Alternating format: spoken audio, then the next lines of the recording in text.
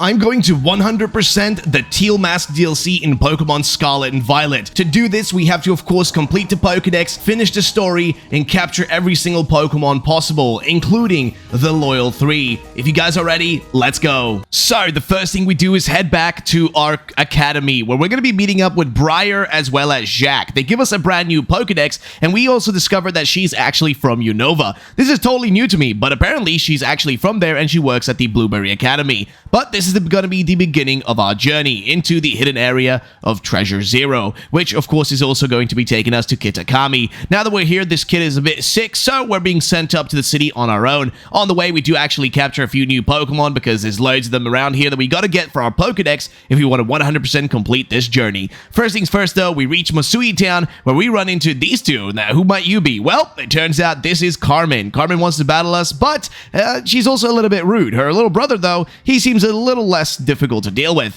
Well, what you got? Let's see. She's got a Poochyena, which is very common in this area, and it also turns out that Carmen and her brother are from this place, hence why they wanted to battle us, because this is their hometown and they want to kind of, be the top dogs around here. So, we take down the Poltergeist, and then the Vulpix comes in next. Same thing here. Our Charizard is very powerful, and Kieran, don't you worry, buddy. We'll take you on next time. First things first, though, we talk to the old man that works in the community center, and he tells us that he's going to go bring all our friends over from, of course, Paldea. They come in, and it's time to start our journey in this new place. We get settled inside of the community center where we're going to be sleeping. Don't know how that's going to work, but hey, thank you. It doesn't really matter. So, we're going to be going on a journey, but first, I need some sleep. After waking up the next morning, we meet up with the brand new characters, Carmen and Kieran. We gotta team up with, well, someone, doesn't matter really who we do, but we gotta team up with someone to go around the region together with, as we gotta go on a little bit of a survey quest to find these stories about the Loyal 3. Now, the Loyal 3 are special Pokemon that need to be found. Well, we don't really want to go with Carmen, we tell her we don't want to, but it turns out that, well, guess what? Her brother wants to hang out with us, and I'm sorry, but,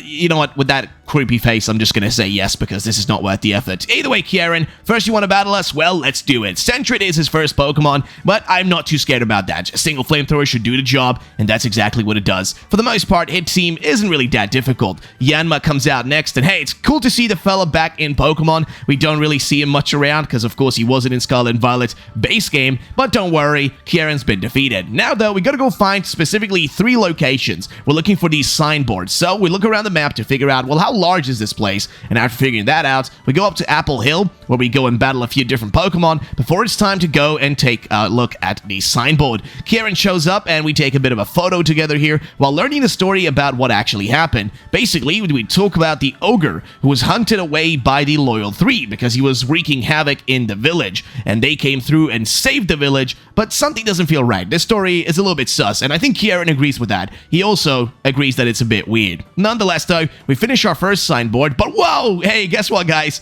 Our boy Miraidon's back again, the giant metal hunk. But hey, you gotta go back in your Pokeball. We find Toxic, because we also gotta make sure we get as many items as possible, and we also check the giant board here that just tells us the story once again. However, we go through the Apple Hills, we find a few new Pokemon, and we eventually reach the second signboard. Here we again get another expansion on the story, and we learn more about it. That the ogre basically had multiple different masks, and he used those masks to actually weaken the Loyal 3. That means the second signpost has now been found, and now we can go up to the dreaded den, which is rumored to actually have the special ogre living in it. So this ogre Pokemon's supposed to be there, but we don't really know much about that. Instead, Kieran is waiting for us there, so along the way we pick up some item, catch a few new Pokemon, and eventually we reach him. Now that we're here, well, he tells me, let's have a battle, because if we have a battle, maybe we can make this ogre Pokemon actually show up. Now, Kieran again just has a very weak team. It looks like his Sentret evolved into a Ferret, which is pretty cool, but it doesn't really matter because we're able to defeat it, again, relatively quickly. We do have Chad, the massive Charizard,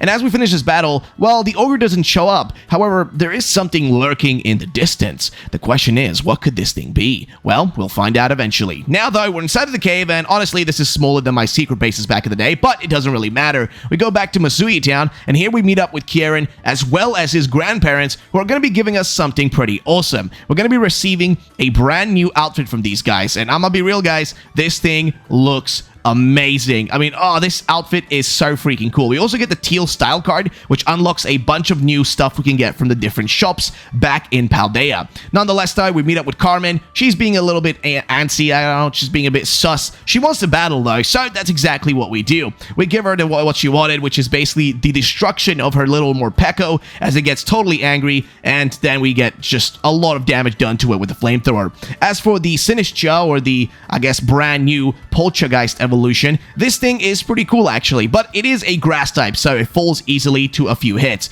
As for the final Pokemon here, Mighty Yena, well, we just gotta spam a few hits, and eventually we're able to take her down. But guess what? She still has another Pokemon, but we take the Swadloon down too. Nonetheless, though, now that we've sorted this out, it's time to go to the festival. This is up at Kitakami Hall, which is a location that basically has a bunch of really awesome things, like a massive temple, and just awesome things to do and fun things to do. Along the way, we catch a Seedot. We also capture a few other Pokemon, making sure we try to get as much progress on our Pokedex as possible. We even find a Poltergeist, which we, of course, need for the Pokedex, but also, I just really want to have one.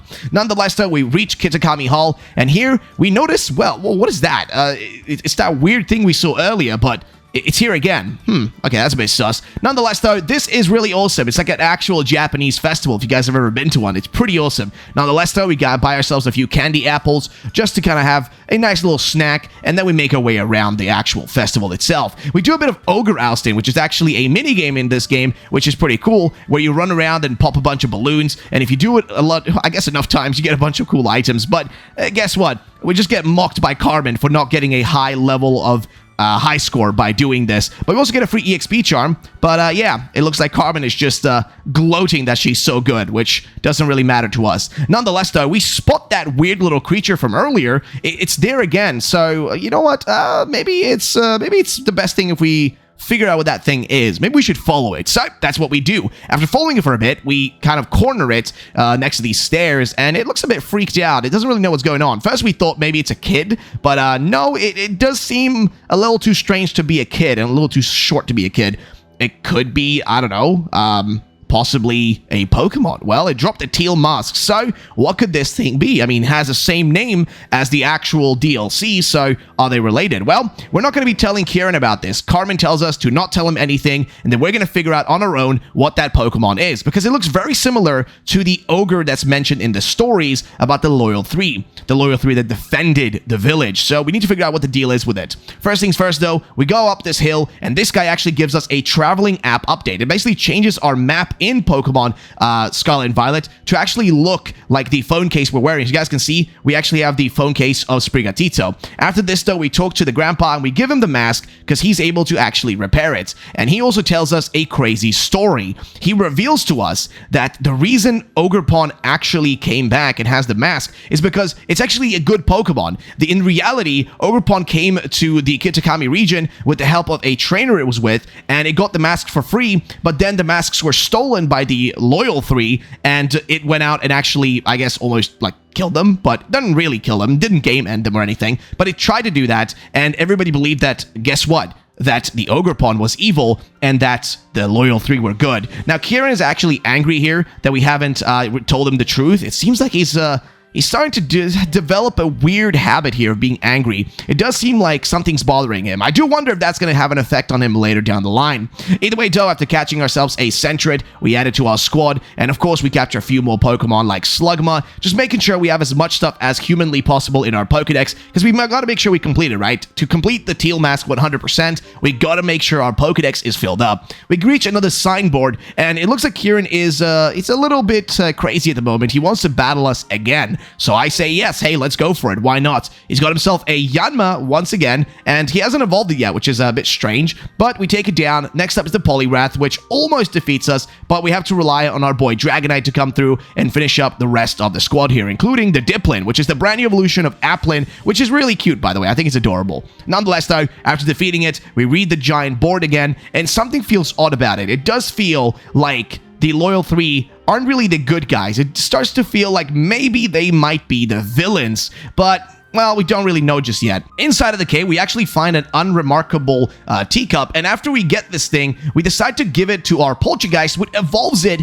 into a Sinistcha. So yes, that's another Pokemon for our Pokedex, and also a cool Pokemon for our collection. Either way, back to the city we go. We go up the Apple Hills, as we're now on a hunt for the Applin. I really want to get myself a Diplin, but to do that, we gotta get an Applin first. And whoa, is that a shiny Ekans? Yes, everybody, we got ourselves a shiny Ekans in the middle of our playthrough, and we're actually doing this live, so it's pretty awesome. Now, Applin shows up, and guess what? We capture it, and now that we've got it in our squad, we gotta go and make sure we evolve it. To evolve it, we simply go over to Kitakami Road, and we find this little shop right here, where we basically pick up ourselves a syrup apple. These are needed to actually evolve your Pokemon, and in this case, to specifically evolve the Applin into a Diplin. And once we've done that, guess what? Look at that boy. He's in our squad, he's in our team, and we now have a new Pokemon we can use, right? It's an awesome Pokemon. Either way, after taking a bit of a nap, we're now sent over to deal with Carmen again. It looks like the mask has actually been fixed, but, well, something is missing, though. We gotta go up to the Crystal Lake to get our hands on something that's needed to fully finish the reparations. But as we get up here to the Crystal Lake, which is on top of the mountain in Kitakami, we actually find the Crystal Pool. But as we're trying to get some stuff from it, we get attacked by a giant Melodic. This thing is huge, and it wants to battle us, which is pretty crazy. But guess what? Don't worry, we got that Air Slash, and with the help of Morpeko's Aura Wheel, it is destroyed. We managed to defeat it, and after doing this, we actually find something on the ground. It seems to be the thing we were looking for. We just kind of take a stare at it, and it turns out it is the Crystal Cluster, and this is what we need to fix the mask. On the way, though, Briar meets us again. This is the teacher who took us here, and she's from the Blueberry Academy, and as I pointed out before, the Blueberry Academy actually is really cool, because that's going to be in the second DLC, the Indigo Disc, and another cool thing about that is, it's actually set in Unova. Yes, Unova from Black and White. It's pretty crazy. Either way, now that we're here, we fixed the mask, and Kieran is telling us, well, he's got the mask himself. He stole it, okay? Why did he steal it? Well, he says that the Loyal 3 are really bad guys, and he's angry that we lied to him. He's angry that we didn't tell him the truth, and that we discovered Ogerpon was real, and that we discovered that the Loyal 3 were evil. He just didn't like that we lied to him, which we fully understand, but he still wants to battle us. So, his Yanmega, which he finally evolved from Yanma, is now here. We take it down with a flamethrower. Chad comes through on the Gligar, which also doesn't stand much of a chance as it gets hit with the double hit there, and it goes down. Also, Gligar, by the way, is an exclusive Pokemon. It's actually really cool, but it's an exclusive if you play Pokemon Scarlet version. If you're playing Pokemon Violet, you get yourself an Apom instead. That is exclusive. So, we take down the Diplin as well, and the Cramorant doesn't stand a chance against Pikachu. This time, you couldn't eat me, fella. Either way, now that we defeated him, he's realized, well, he made a mistake, so he punches this wall for whatever reason, and then eventually gives us back the Teal mask. Because, of course, we've got to take the Teal mask over to the boys, but something is happening. It seems like some rumbling goes down, and whoa! Is that the Loyal 3? Yes, that's the Loyal 3, the evil Loyal 3. These guys are actually evil, and they've now been released into the world. This is not good. We gotta go and stop them. As they run out through the whole of Kitakami, we gotta go searching for them. But it turns out that the people at the village, well, they actually thought that the Loyal 3 were good, so they gave them mochi, they gave them food, they gave them resources, they gave them everything they could ask for, which is ridiculous because these things are straight up evil.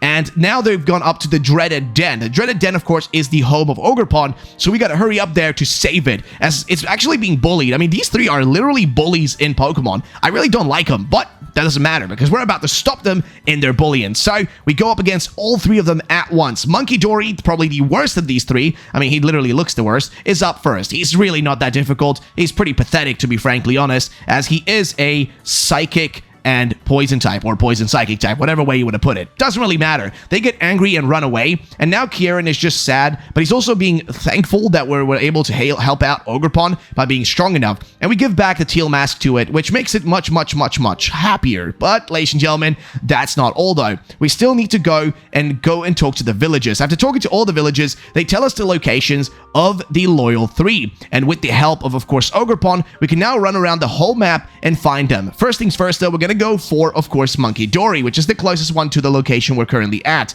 As we reach it, whoa, this thing is massive all of a sudden. I don't really know what's going on, but I think it's from eating all that mochi, I mean, hey, maybe it's Poltergeist and, Sinistcha that did it to it, but doesn't matter. Nuzleaf is able to take it down with a Sucker Punch after we did a bunch of damage with Charizard, and so we've taken out Monkey Dory, and it just runs away. Now, we got the Wellspring Mask retrieved. We gotta get a few more masks, though. There's 2 more to go, so we go for Okidogi next. It's up here in this area of the map. As we find them, though, well, guess what? This guy is a Poison Fighting type, and he's pretty big, and honestly, he's my personal favorite out of the 3, because he just looks the coolest. But it doesn't really mean that he's going to be cool to fight, because he does take a while to actually defeat. He kind of resists a lot of our burns and all that, but eventually, thanks to burn and thanks to some hurricanes from Dragonite, he is also defeated. And guess what? Look at that! Our Ekans evolves into a shiny Arbok, which, by the way, is a really cool shiny. Either way, we've retrieved another one of the masks. This time, it is the Cornerstone Mask, which actually turns our little fella into a much stronger and more robust Pokemon. But we're not going to be using him just yet. First, we got to go and find Pheasantipede.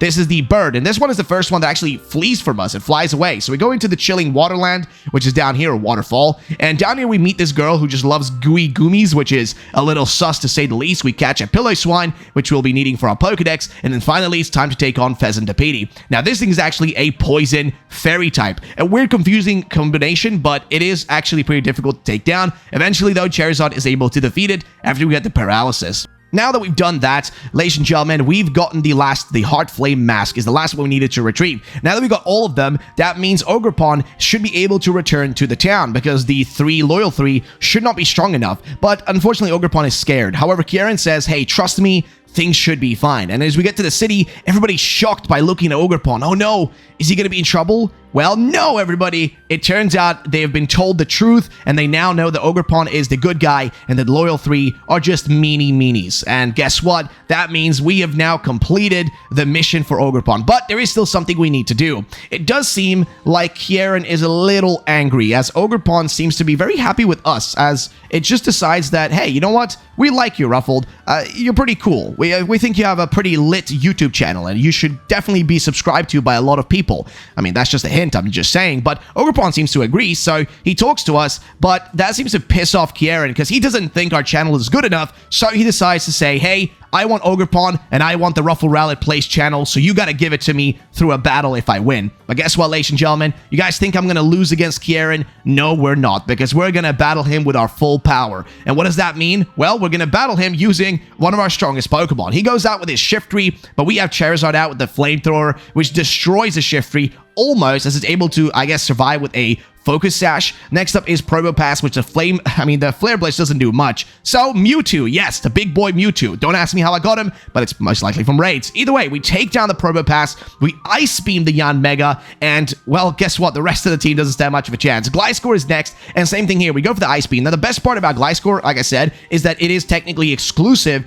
to, I guess, Pokemon Scarlet. So, actually seeing it in Pokemon Violet is pretty fun in this battle. Dipplin also falls relatively fast, with the last Pokemon pretty much remaining at this point being hit with the Psy Strike, that being Poliwrath. And ladies and gentlemen, I mean, what does he have left? Nothing. So we have defeated him, and I'm gonna be real, I felt kind of bad, okay? I felt kind of bad doing all that to him, but that doesn't really matter, because Slugma evolves into a Magcargo, and the rest of our team is looking pretty solid. I'm sorry, Kieran. It's just how things go. Now, though, we actually got to capture Ogerpon himself, so this requires us to battle him multiple times. First up is going to be his Flame version, which is going to be his Flame Mask, and this thing is, whoa, it's actually relatively strong, but we also went for the wrong move, so eventually we go for the Psy Strike, and that's able to do more than enough damage to break it down. However, he has another mask. Now it's going to be the Water-type mask. This thing, okay, you know what? I'm gonna be real. This thing is pretty rough as well. We're able to, though, hit it relatively quickly with just a bunch of Psy Strikes. And Psy Strike is just such a strong move, man. It just demolishes everything. After doing that, though, he puts on his final, like, rock or ground. I don't really know what this thing exactly is, but he puts on the next mask, which this thing is a little bit more difficult to deal with. We hit it the first time, but it's not enough to take it down one hit with Psy Strike. We gotta go for 2 hits, and once we've done that, we've defeated completed Ogerpon's, I guess, penultimate mask, because there's still one more, and that's going to be the Teal mask. Now, keep in mind, this guy is grass type, right? Grass ghost or something along those lines in terms of typing. So here we just have to go for Ice Beam, and it takes down the mask in no time. Last thing to do, of course, is to toss our own little Pokeball onto it. And I decide, okay, you know what? We're going to use the fanciest of Pokeballs. It's going to be a Master Ball. What else should we use besides that? It just looks clean in that Pokeball. We now receive all the masks from Ogerpon as well, so we can use them. And it does seem like Kieran is disappointed that he didn't get it instead. We return to the Loyal Plaza, where I guess the statue has now been destroyed because they jumped out of it. So yeah, I guess they're zombies in some way. I guess that's exactly what these guys are, but it doesn't really matter. We have to battle Carmen because guess what? Everybody wants to battle the man Ruffled. You know how it is when you're popular in this region. It's just what happens. Either way, her team doesn't really stand much of a chance. Her Sinistcha falls relatively quickly again to the Ice Beam. The Side Strike from Mewtwo destroys the Ninetales, and the rest of her squad is just dust, okay? It's just dust. Spinarak evolves into an Ariados, which means our Pokedex progress has been almost completed. But the biggest part is our journey in the main story is now completed. Yes, this is where the story is completed. We get a Kitakami Mochi set for finishing it from the old man over here. And then we also talk to Carmen, who tells us that, guess what? Hey, it was fun having you on this journey. You should come and visit us in our, at our home in Blueberry Academy where we study. But also, it looks like Kieran is a little angry. I'm gonna be real, it does look like Kieran might be going to the dark side. I mean, he talks about becoming stronger, and I'm not gonna lie, but the way he talks about stuff, it seems like he's getting a little pissed. And also, I just don't like him saying, just wait, Ruffled. It makes me a bit freaked out, but that's going to be continued in the next DLC. Now, I'm actually a bit scared about that. But either way, ladies and gentlemen, our Pokedex is almost there. We're going to do a few more things. First up, we evolve our Piloswine into Mamoswine, which adds him to our Pokedex. We also evolve Nuzleaf into, of course, Shiftry, which is honestly such a badass Pokemon. We catch an Apom, like I said before. It is actually an exclusive, so when we get it, it is really useful. We go and trade with of one of our viewers. He trades us over one of his Pokemon, that being Gligar, so we can complete the Pokedex. We catch Monkey Dory over at the same place we battled him earlier, and same thing for Okidogi. We just go find him, capture him in a bunch of Master Balls, which we have, and then we also evolve our little friends as well. Pheasant the PD, we find as well, and capture and add to our squad. Now, we need all of these to be captured to complete the Pokedex and to fully complete this journey. We evolved the Gligar we traded earlier into a Gliscor, which is great, but we also evolved Apom into an Ambipom, so now we have that. We also do a few trades again, evolve some Conkeldurs, and finally we go and talk to the professor. Now, he actually gives us an egg. Now, the question is, what's inside of this egg? Well, he doesn't really tell us. We don't really know what's inside of this egg, but I think we'll figure it out eventually, right? Now, we run around Masui Town and run into Perrin. Now, if you guys don't know Perrin, she's actually an ancestor of Adaman from Pokemon Legends Arceus, and she battles us with one of her Noctowls, which, hey, I'm sorry, but Noctowl doesn't really stand much of a chance. Neither does her Leafeon, as they're both pretty much demolished. After doing that, she talks about the Blood Moon Beast, something that she wants to look for in the Timeless Woods. So, we decide to help her, but first, that egg hatches, and we got ourselves a Turtwig. Yes, if you hatch the eggs, you can actually get your hands on a random Sinnoh starter, so you get a random one, which is pretty cool. Now that we're in the Timeless Woods, we head about Perrin by actually going and doing a survey where we gotta take a bunch of pictures of different Pokemon. After doing that with 10 different Pokemon, the survey is completed. We go back to her, show her the photos, and she seems a little bit disappointed that we didn't find the Blood Moon Beast, but whoa! Is that what I think it is? Yes, ladies and gentlemen, that is the Blood Moon Ursaluna. We're able to defeat it with the help of our squad, and once we take it down, we actually get to capture it, which makes Perrin happy. She's not as, butthurt as Kieran was, but she also is not, the happiest because she couldn't get the best of photos. Either way, we meet up with her again, and this time around, we completed our side quest with her, which means we get a Choice Scarf and a free Hisuian Growlithe, which means, hey, we're making good progress on our journey so far.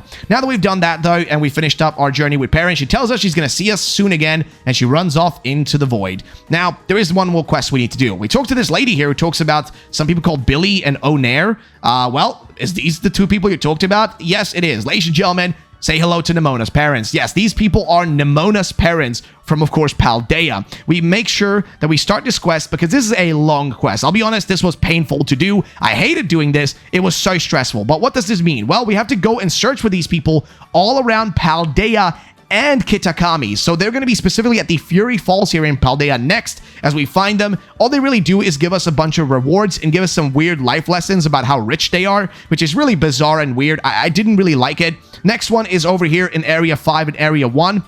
On a little cliff right between the two. We'll get 50 nuggets, which will, I guess, come in really handy later down the line. I mean, you'll see why they'll come in handy, because we'll need all that money we can get. Next up, we go to the Apple Hill up in Kitakami. Here we find them again. We just destroy her Persian. That's the only Pokemon she actually uses until the last battle, so just wait to see what that's going to be. But either way, we go back to Castleroy Lake in Paldea. Here we meet them again. She talks about not knowing the difference between a pond and a lake, which is bizarre. And then, of course, she gives us more items. The final location, I guess almost final location, is the Glaciato Mountain. Here we find them again, get a bunch of free items, and now they're talking about going to the center of Paldea, which that seems a little dangerous, but either way, we find them at the edge here, right at the edge of the crater of course, Area 0, and here she battles us, and I guess the extra Pokemon she had was Arbolive, which wasn't really that exciting. We get a big nugget, we also get a Glitterati case, which is a new phone case, as well as a new emote. After doing that and finishing that side quest, which by the way, that side quest took the longest,